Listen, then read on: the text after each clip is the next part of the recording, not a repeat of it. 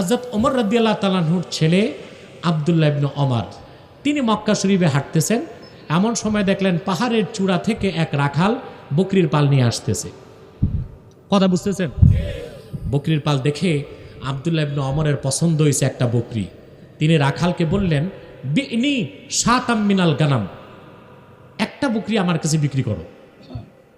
রাখাল বলল, স্যার হুজুর, বকরির মালিক তো আমি না, মালিক তো আরেকজন।